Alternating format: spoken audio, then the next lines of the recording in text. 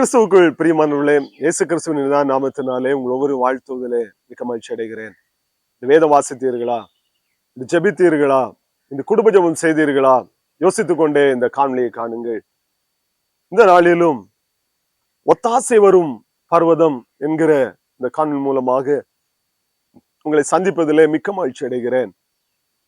சங்கீதம் 121 சங்கீதம் 1 வசனம் 2 வசனம் இப்படியாக சொல்லுகிறது: எனக்கு ஒத்தாசை வரும் பர்வதங்களுக்கு நேராக என் கண்களை ஏறெடுக்கிறேன்.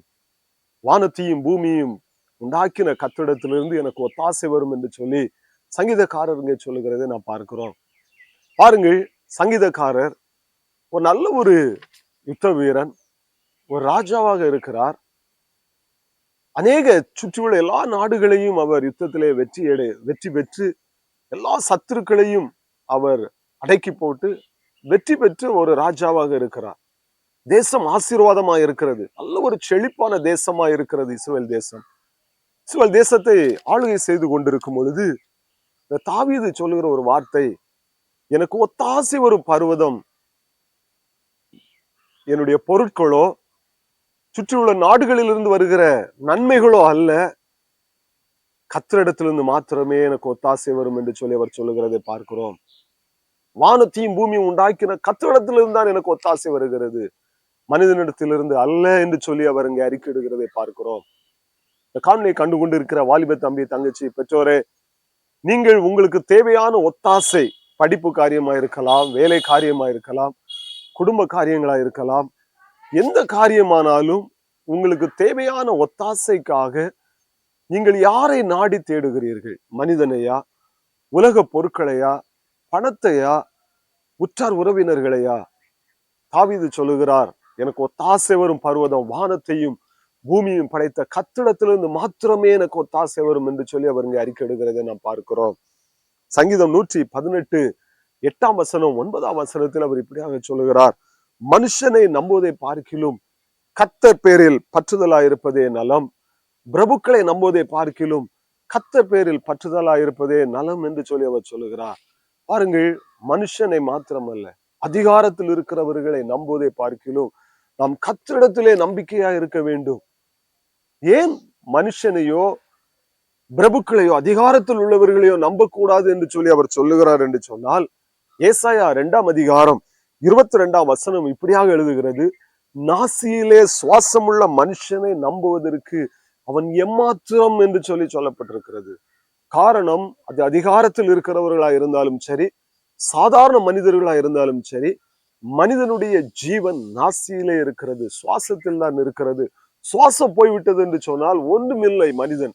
எனவே தான் சங்கீதக்காரர் சொல்லுகிறார், நாசியிலே சுவாசமுள்ள மனிதர்கள் ஆகிய மனுஷனையோ பிரபுக்களையோ நீங்கள் நம்பாதிருங்கள், நம்பிக்கை கர்த்தரிடத்தில் இருக்கட்டும். நீங்கள் எதற்காக ஒத்தாசையை தேடுகிறீர்களோ அது கர்த்தரிடத்திலிருந்து மாத்திரம் வரும் என்கிற நம்பிக்கை உங்களிடத்தில் இருக்கும் என்று சொன்னால் உங்கள் வாழ்க்கை ஆசீர்வாதமாயிருக்கும். பாருங்கள், நான் வேதத்திலே நாம் பார்ப்போம் என்று சொன்னால், யோசேப்பை குறித்து பார்க்கும் பொழுது ஆதியாகமம் 40 அதிகாரம் 14 வசனத்திலே பாருங்கள், அங்கே அவர் ஒரு காரியத்தை அவர் சொல்லுகிறார். பானபாத்திரக்காரனை குறித்து அவர் அங்கே ஒரு காரியத்தை அவர் அங்கே பேசுகிறதை நாம் பார்க்கிறோம். அவர் சொல்லுகிறார், நீ வாழ்வடைந்திருக்கும் பொழுது நீ என்னை நினைத்துக்கொள்.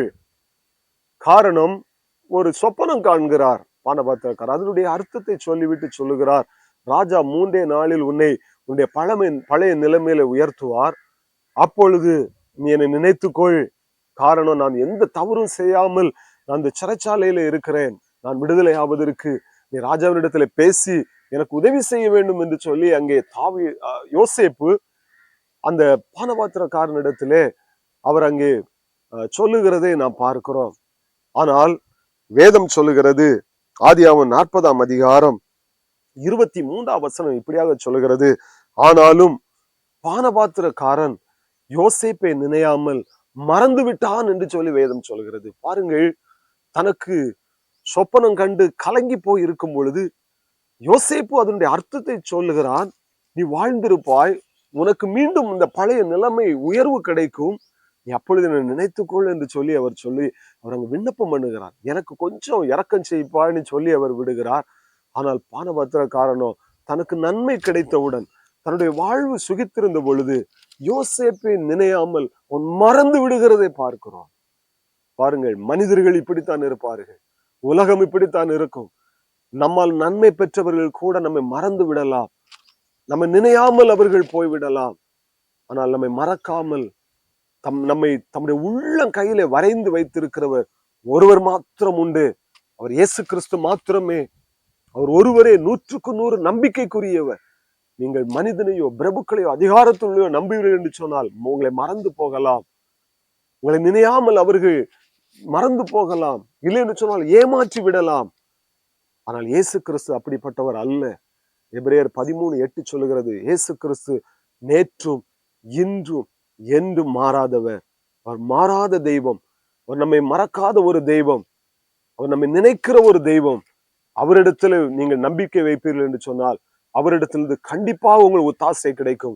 எனவே தான் தாவீது சொல்லுவார், எனக்கு ஒத்தாசை ஒரு பர்வதங்களை நோக்கி என் கண்களை ஏறெடுக்கிறேன், வானத்தையும் பூமியும் படைத்த கர்த்தரிடத்திலிருந்து ஒத்தாசை வரும் என்று சொல்லி. ஒருவேளை இந்த காணொலியை கண்டுகொண்டு இருக்கிற வாலிப தம்பி தங்கச்சி பெற்றோரே, படிப்பிற்காக, மேற்படிப்பிற்காக, வேலை வாய்ப்பிற்காக, ஏதோ ஒரு ரூபாய் தேவைகளுக்காக நீங்கள் மனுஷனை நம்பிக்கொண்டிருக்கிறீர்களோ, மனுஷனை நோக்கி பார்க்கிறீர்களோ, மனுஷன் உங்களை ஏமாற்றலாம், பிரபுக்கள் அதிகாரத்தில் இருக்கிற உங்களை ஏமாற்றலாம், மறந்து கூட போகலாம்.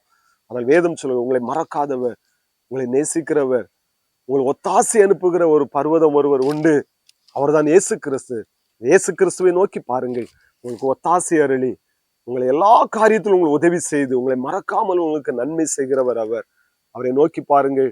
அவர் உங்களையும் உங்களுடைய பிள்ளைகளையும் ஆசீர்வதித்து என்னென்ன காரியங்களிலே உங்களுக்கு ஒத்தாசை வேண்டுமோ எல்லாவற்றிலும் உங்களுக்கு உதவி செய்வார். அவரையே நோக்கி பாருங்கள், அவர் ஒரு அற்புதம் செய்வார். தேவனுடைய கரத்தில் அர்ப்பணிப்போம். கர்த்தர் தாமே நம்ம ஒவ்வொருவரையும் ஆசீர்வதித்து வழிநடத்துவாராக. ஆமென். God bless you.